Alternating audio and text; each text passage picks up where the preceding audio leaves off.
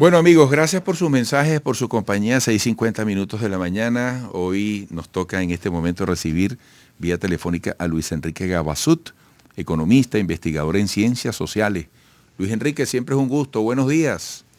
Igualmente, Eduardo, buenos días. Un saludo para ti y para la prestigiosa audiencia de tu programa y de Unión Radio. Gracias. Luis Enrique, ayer por cierto, tuvimos aquí a José Grasso Vecchio, solo por comentar o retomar, y él hizo un análisis, bueno, con su experiencia en el sistema bancario y todo esto, hizo un análisis sobre las perspectivas del año que viene en el marco de la flexibilización de las sanciones.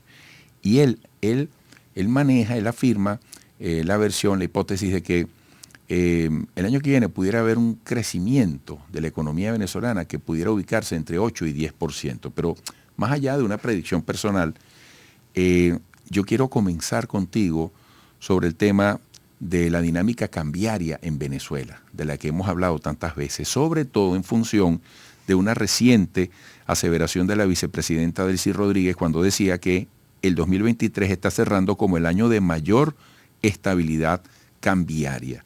¿Cuál es tu punto de vista sobre este tema? Sí, bueno, no es un punto de vista, Eduardo, sino son hechos concretos, pues hechos observables y perfectamente cuantificables, medibles de, digamos, la macroeconomía del país y cómo es la actividad económica, cómo se está desenvolviendo acá en Venezuela. Efectivamente, este año ha sido un año de una gran estabilidad cambiaria en comparación con todos los años anteriores desde el inicio de la crisis, ¿no? Sin duda alguna esto está determinado por diferentes factores, Eduardo, ¿no?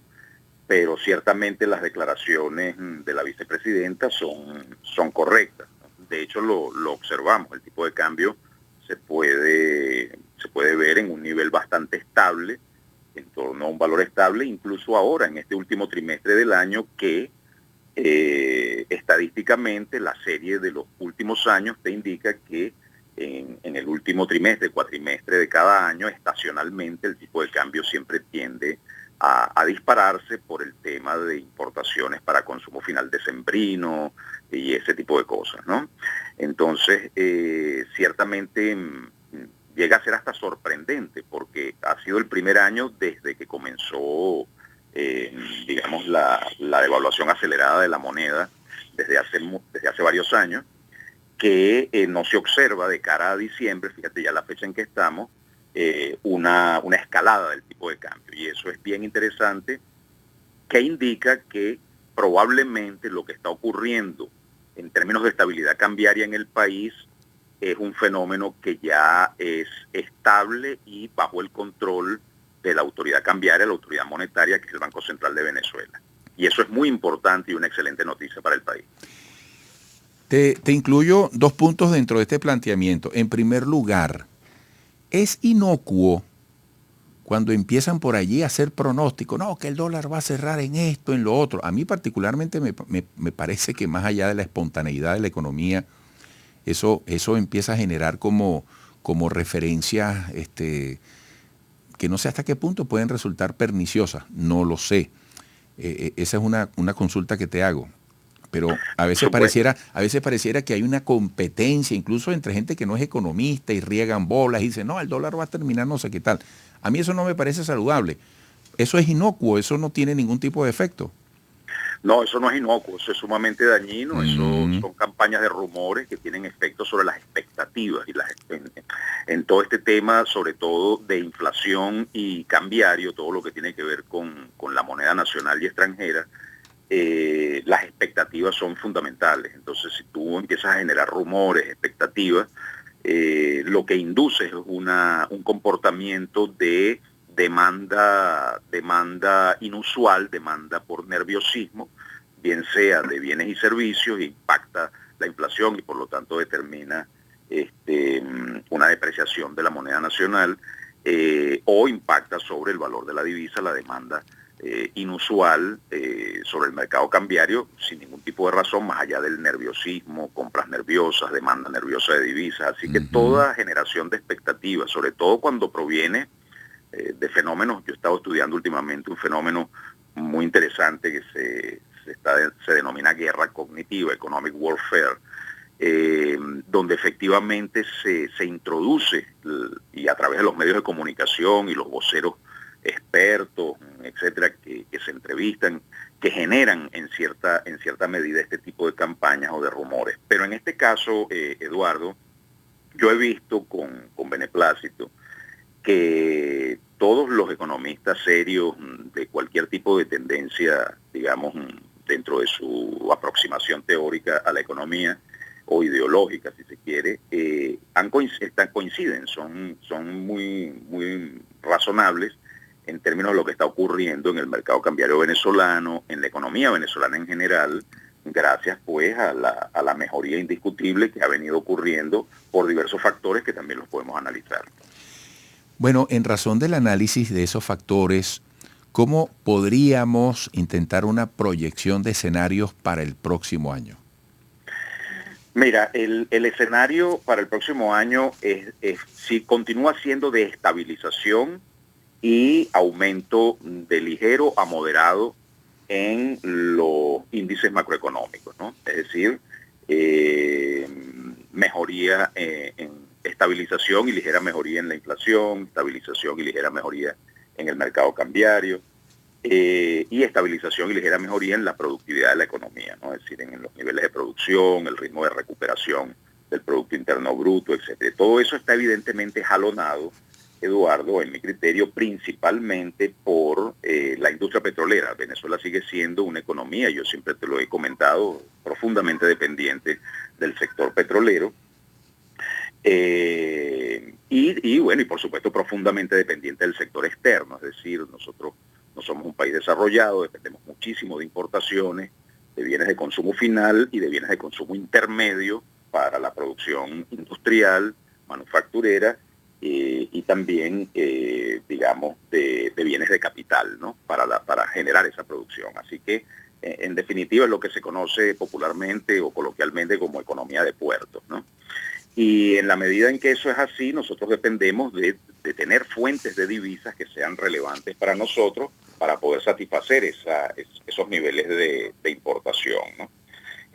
A eso ha contribuido, digamos, al aumento de la oferta de divisas en circulación que se ha observado particularmente desde 2018 para acá, progresivamente y con mayor fuerza en el último par de años, que ha sido la libre circulación cambiaria de facto, ¿no? Que se eliminó la ley de ilícitos cambiarios, una política muy conveniente en el momento en que la adoptó el gobierno.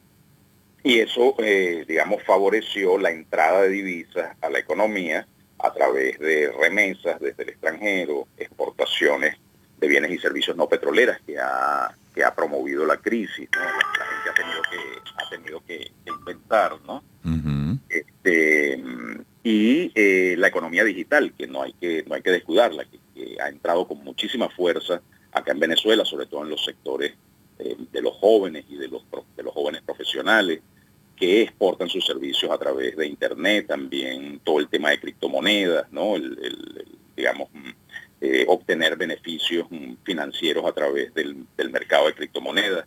Todo eso ha incidido muchísimo en el aumento de la oferta de divisas en circulación y eso obviamente contribuye a la estabilización del tipo de cambio. Pero el principal factor, en mi criterio, sigue siendo el aumento del ingreso petrolero, ¿no? A través de la estabilización del volumen de producción y el aumento del precio internacional. Y próximamente lo que tú mencionabas, el efecto muy beneficioso que va a tener las licencias que ha emitido la OPEC a raíz de los acuerdos de Barbados, muy importante sobre todo para aumentar el ingreso petrolero en muy cortísimo plazo porque se termina el descuento tremendo que estaba sufriendo la factura petrolera venezolana en los mercados internacionales por culpa de las sanciones. Y con la relajación a través de las licencias, ese descuento enorme que sufría la factura petrolera ya se elimina, ya Venezuela puede vender su petróleo al precio que realmente es sin que le descuenten por culpa de las sanciones, y eso es un efecto instantáneo, de muy corto plazo. Pero además genera un clima muy favorable a la entrada de nuevos capitales, a la atracción de inversiones, de nuevas inversiones en el sector petrolero que tanta falta le hace a nuestra industria bueno, pues para recuperar todo el rezago que tiene en términos de mantenimiento de la infraestructura, instalaciones y equipos, y bueno, y contribuir a la expansión de, digamos, de la explotación, la reapertura de pozos cerrados, por ejemplo. Aquí hay muchos pozos abandonados, cerrados, incluso de petróleo mediano y liviano, que creo que la cifra ronda los 16.000, 17.000 pozos cerrados o abandonados, muy interesantes para recuperación secundaria, recuperación terciaria, que podrían aumentar a corto y mediano plazo el volumen de producción petrolera. Entonces, es sumamente favorable la perspectiva para el año 2024, Eduardo. Y claro, también hay otros factores muy interesantes que han contribuido a la contención del tipo de cambio, a la estabilización del tipo de cambio. Uno muy importante ha sido el encaje legal bancario, ¿no? Uh-huh. Oye, se cayó la llamada, no sé si hay chance de rescatarla porque justo estábamos, bueno, me dice mi equipo que no, estábamos al filo del final y estamos súper agradecidos con Luis Enrique Gabasud. Qué clase de análisis. Yo agregaría brevemente que todos los venezolanos tenemos que estar contentos cada vez que le pase algo bueno a Venezuela. Así como hoy estamos contentos por los Grammys de los venezolanos, por el MVP de Acuña Jr., por el punto que ganamos en el empate muy peleado ante Ecuador, la tabla que ocupamos en la eliminatoria hacia el próximo Mundial. Tenemos que estar felices cada vez que le pase algo bueno al país, más allá de las diferencias ideológicas. Y yo agregaría también que abren y cierran muchos negocios nuevos, llamando negocio, empresa, industria, todo, la actividad económica. Detrás hay gente trabajando, detrás hay sueños, detrás hay historias y hay las ganas de ser parte del progreso de Venezuela. Eso tiene un gran valor. Más adelante retomaré estos comentarios. Gracias a Luis Enrique Gabasud por este excelente análisis que siembra esperanza, por supuesto, dentro de la fórmula de mucho trabajo entre los venezolanos, economista, investigador en ciencias sociales.